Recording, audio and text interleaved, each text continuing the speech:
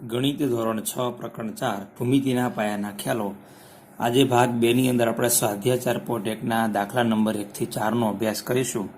ભાગ 1 ની અંદર આપણે શીખી ગયા બિંદુ કેને કહેવાય, રેખાખંડ કેને કહેવાય, રેખા કેને કહેવાય, કિરણ કેને કહેવાય, છેદતી રેખા કેને કહેવાય અને સમાંતર રેખાઓ કોને કહેવાય. એને આધારે આપણે હવે અહીંયા પ્રશ્નોના જવાબ આપવાના છે. બહુ સામાન્ય પાયાની વાતો છે, બહુ ધ્યાન રાખવાની છે. બાકી આપણને રેખા સંકેતમાં કેમ લખવું એ પણ આવડતું નથી. એવું બની શકે એટલે આપણે ધ્યાન રાખવાનું છે કે રેખાના સંકેતમાં કેમ લખાય. હવે દાખલો પહેલો છે કે બાજુમાં દર્શાવેલ આકૃતિનો એટલે આ આકૃતિનો ઉપયોગ કરીને લખવાનું છે. આ 4 પ્રશ્નોના જવાબ આપણે આપવાના છે આ આકૃતિને આધારે. પેલું છે 5 બિંદુઓ.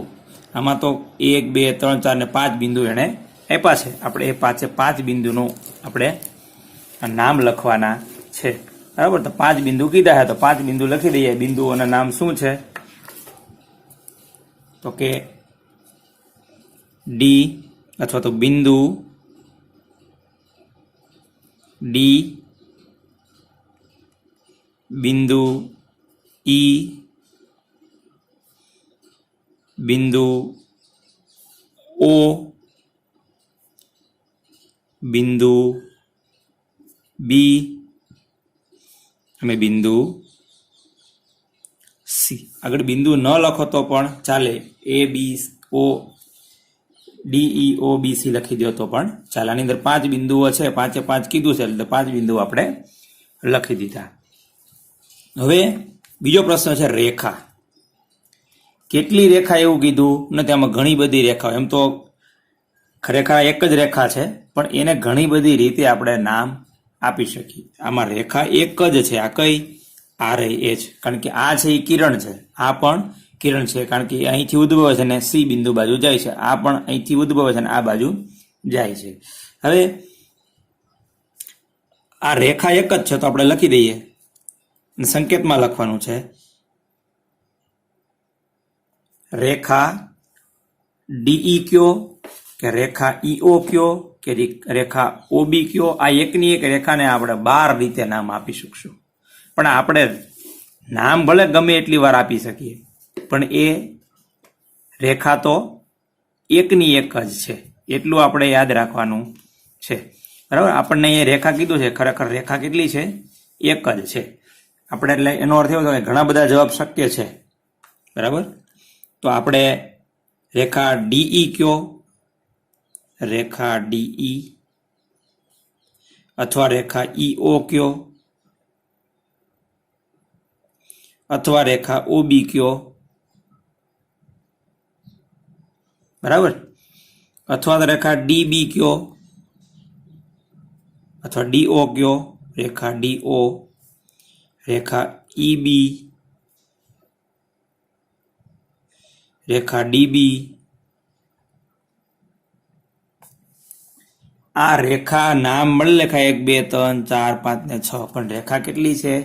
એક જ. આપણે દાખલા તરીકે ઘરની અંદર નામ હોય, ટીનો, બાય અને મુનો કહેતા હોય, સ્કૂલની અંદર એને રમેશ કહેતા હોય, એટલે નામ જુદા જુદા છે પણ વ્યક્તિ કેટલા છે? એકની એક જ. એવી રીતે અહીંયા આ રેખા એકની એક જ છે અને એના નામ જુદા જુદા છે. આપણે કીધું હતું ને કે રેખાને તેમના ઉપર આવેલા કોઈ પણ 2 બિંદુઓ વડે દર્શાવી શકાય. આ રેખાને દર્શાવ્યું હોય તો એના ઉપર આવેલા કોઈ પણ 2 બિંદુ લઈ લો એટલે આપણે એને રેખા તરીકે દર્શાવી શકીએ. રેખા એકની એક જ છે. 4 કિરણ.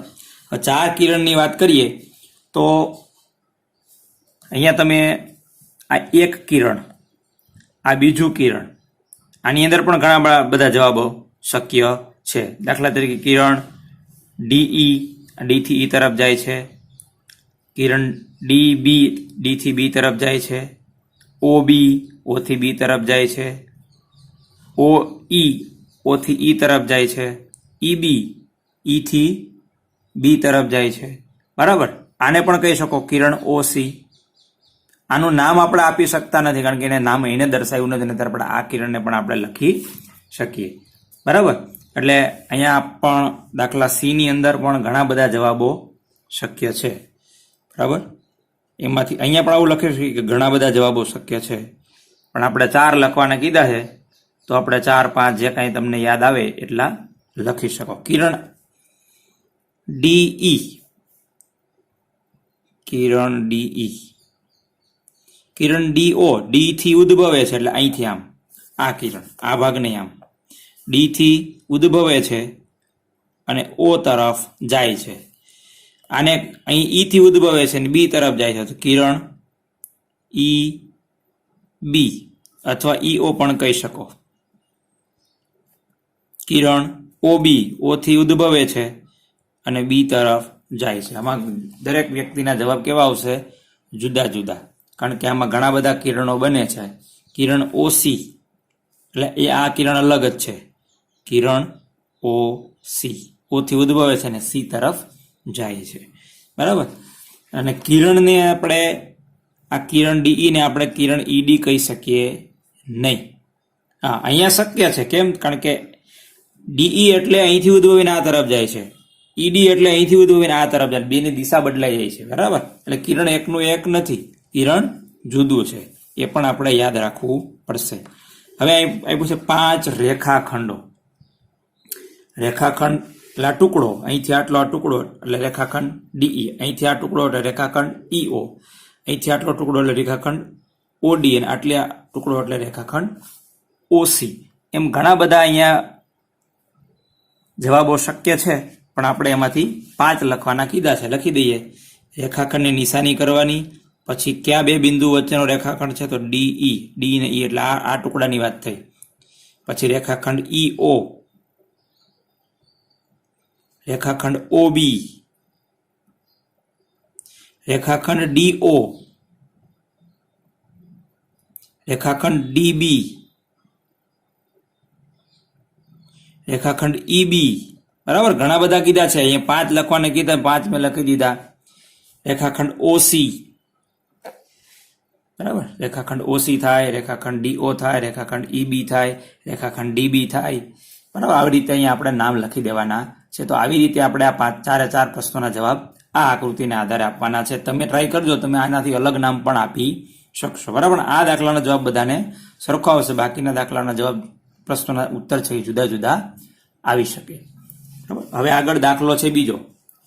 આપેલા 4 મૂળાક્ષરોમાંથી આ એ બી સી અને ડી માંથી દરેક વખતે માત્ર 2 મૂળાક્ષરોનો ઉપયોગ કરી અને આપેલ રેખાના શક્ય એટલી વાર, એટલે કે અહીં કીધું છે 12 રીતે નામ લખવાના છે. રેખા એકની એક જ છે, નામ એને આપણે 12 વખત આપવાના, 12 જુદા જુદા નામ તરીકે એને ઓળખવાની છે. બરાબર. તો આપણે ઓળખીએ. પેલા એ બિંદુથી શરૂ કરીએ તો રેખાને તેના પર આવેલા કોઈ પણ 2 બિંદુ વડે દર્શાવી શકાય. આ 2 બિંદુ લ્યો, આ 2 લ્યો, આ 2 લ્યો, આ 2 લ્યો, આ 2 લ્યો, આ 2 લ્યો, કોઈ પણ 2 બિંદુ વડે આપણે એને દર્શાવી શકીએ. તો આપણે 12 વખત લખવું છે એટલે આપણે એક પણ વખત ભૂલાય નહીં, એટલા માટે એને પેલા લખી, પછી એ સાથે બી, એ સાથે સી, એ સાથે ડી, એવી રીતે રેખા એ બી, રેખા એસી. રેખા એસી એટલે આટલું જ નહીં, આ રેખાખંડ એસી છે. રેખા એસી એટલે અનંત સુધી વિસ્તરેલું છે. એના ઉપર આવેલા આ રેખા ઉપર અસંખ્ય બિંદુઓ છે, એમાંથી આપણે નામ માત્ર 4 ના આપ્યા છે. 4 ને જ ઓળખીએ છીએ. તો આ બધા જ બિંદુઓથી જ બનેલી છે રેખા. એમાંથી આપણે 4 બિંદુઓના નામ આપ્યા છે, એને આધારે આપણે એને ઓળખી શકીએ છીએ. રેખા એ ડી. બરાબર. આ 3 નામ થયા. હવે બી ને લઈએ. રેખા બી એ, રેખા બીસી, રેખા બીડી. આ બી ને આગળ રાખ્યો 3 વખત. હવે સી બિંદુને 3 વખત આગળ રાખીને નામ લખે, 3 બીજા નામ. રેખા સી એ, રેખા સીબી, રેખા સીડી. એટલે 9 વખત થઈ ગયું. હવે ડી બિંદુને આગળ રાખીને બીજા 3 નામ લખે. રેખા ડીસી,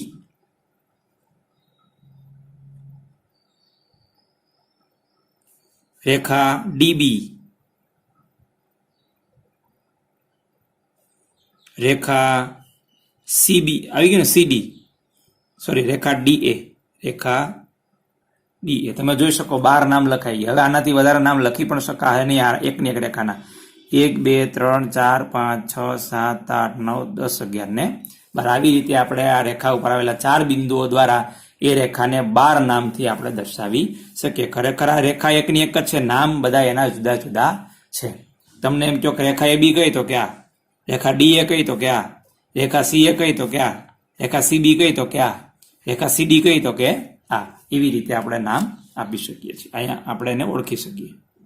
હવે દાખલો ત્રીજો છે, આકૃતિનો ઉપયોગ કરી. એટલે આ આકૃતિ આપી છે, તમને એમ થાય ચોખ્ઠું શું કર્યું, ખરેખર આ સમતલ છે, સમતલ દર્શાવ્યું છે. આ સમતલની અંદર 3 રેખાઓ આપી છે, એની આધારે પ્રશ્નનો જવાબ આપવાના છે. અહીંયા જે દર્શાવ્યા છે એ બિંદુઓ, બરાબર, એને આધારે આપણે તમે જોઈ શકો છો, આ એક રેખા, આ બીજી રેખા, આ ત્રીજી રેખા. આ રેખા અને આ રેખા બે એકબીજીને બી બિંદુમાં છેદે. આપણે છેદતી રેખાઓની વાત થઈ. આ રેખા અને આ રેખા બે એકબીજીને ઈ બિંદુમાં છેદે છે, બરાબર. તો છેદતી રેખાઓની વાત થઈ હતી આપણે. હવે આગળ ઈને સમાવતી રેખાઓ, એટલે કે ઈ બિંદુ જેટલી જેટલી રેખાઓ પર આપેલ હોય એ રેખાઓના આપણે નામ લખવાના. તમે જોઈ શકો ઈ બિંદુ અહીંયા છે, તો ઈ બિંદુ છે એને સમાવતી રેખા એક આ અને એક આ, 2 રેખાઓ છે. આમ તો નામ આના ઘણા બધા લખી શકીએ. આ એક રેખાના નામ 12 વખત આપણે જોયું ને, અહીંયા 4 બિંદુ હોય તો આપણે આ રેખાનું એકનું નામ 12 વખત લખી શકીએ. બીજી રેખા આ છે, એને તો એક જ નામ આપી શકીએ કારણ કે એની ઉપર 2 જ બિંદુ આવેલા છે. તો અહીં ઘણા બધા જવાબો થાય છે. ઈને સમાવતી રેખાઓ આમ તો 2 જ છે, એક આ અને એક આ. તો આ રેખાને કોઈ પણ નામ આપી શકીએ. દાખલા તરીકે રેખા AE આપી દો, અથવા રેખા AB આપી દો, રેખા AD આપી દો, અથવા BD આપી દો. આપણે કોઈ એક નામ આપીએ. દાખલા તરીકે રેખા AE, અને બીજી રેખા કોણ થશે, આ રેખા. એની ઉપર પણ બિંદુ ઈ છે, કારણ કે આ ઈ બિંદુ આ રેખા અને આ 2 ઉપર કહેવાય, કારણ કે છેદ બિંદુ છે એ બંને ઉપર આવેલું હોય. રેખા EF અથવા FE.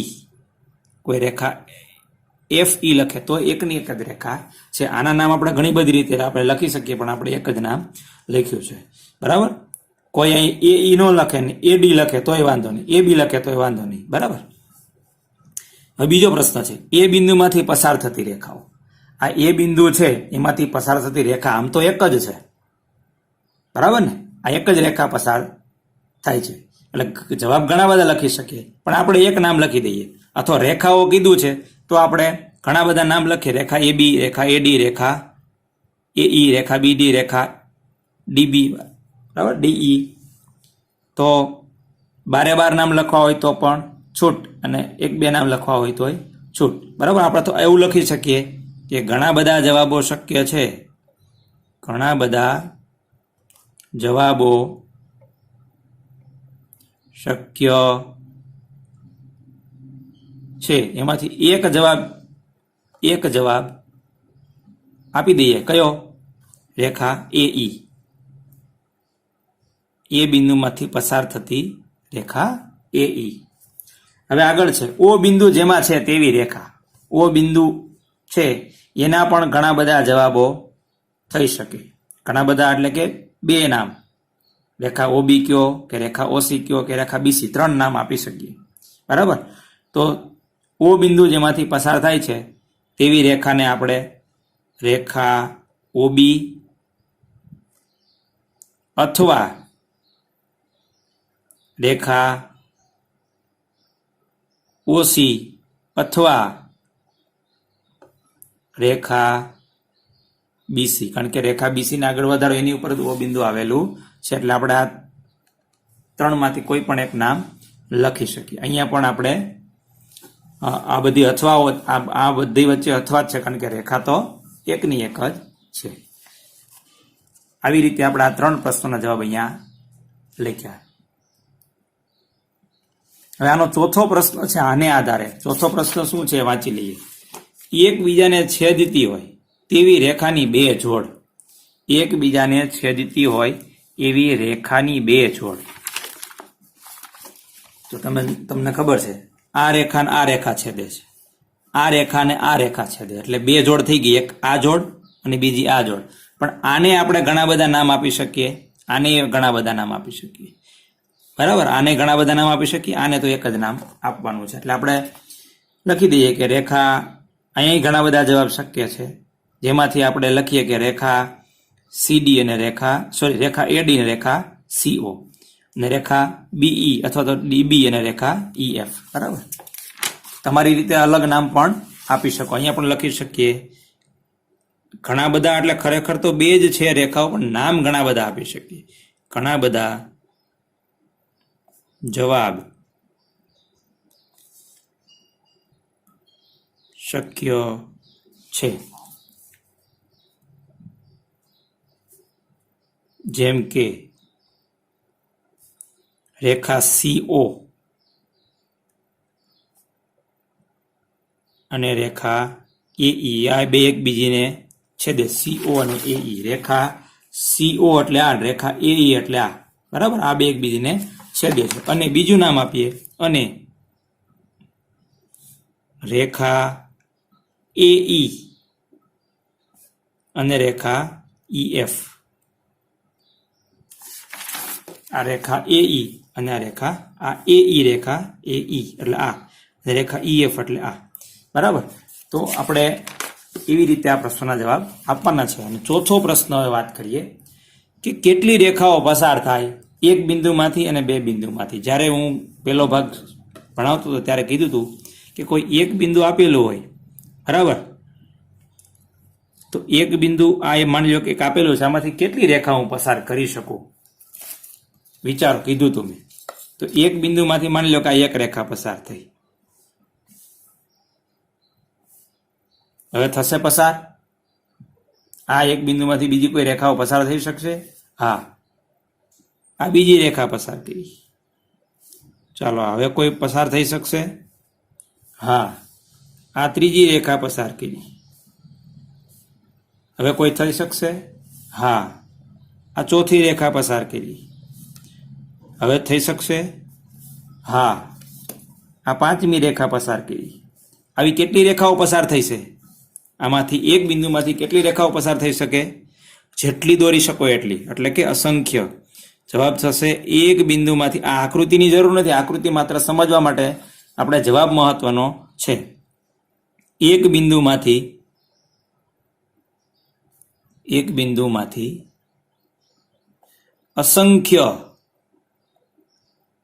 અસંખ્ય રેખાઓ પસાર થઈ શકે. બરાબર. પ્રશ્ન બીજો પૂછ્યો છે કે બે બિંદુ હોય, દાખલા તરીકે આ બે બિંદુ છે, એક અને કા, તો આ બે બિંદુમાંથી પસાર થતી હોય એવી કેટલી રેખા દોરી શકો? દોરીએ આપણે. બેયમાંથી નીકળતી હોવી જોઈએ. એક જ રેખા બેયમાંથી નીકળતી હોવી જોઈએ. પછી આમાં દોરો, આમાં આવી રીતે દોરો, આમાં આવી રીતે દોરો, એવી રીતે નથી. બે બિંદુ આપ્યા હોય તો બે બિંદુમાંથી મારે પસાર કરતી હોય એવી રેખાઓ કેટલી દોરી શકો? હવે આની સિવાય હું બીજી કોઈ રેખા દોરી શકે કે જે બેયમાંથી પસાર થતી હોય? આમ દોરવા જઈશ તો આમાંથી એકમાંથી પસાર થશે, આમાંથી થશે નહીં. આવી રીતે દોરવા જઈશ તો આમાંથી પસાર થશે, આમાંથી પસાર થશે નહીં. તો બે બિંદુમાંથી કેટલી રેખા પસાર થાય? એક અને માત્ર એક જ. બે બિંદુમાંથી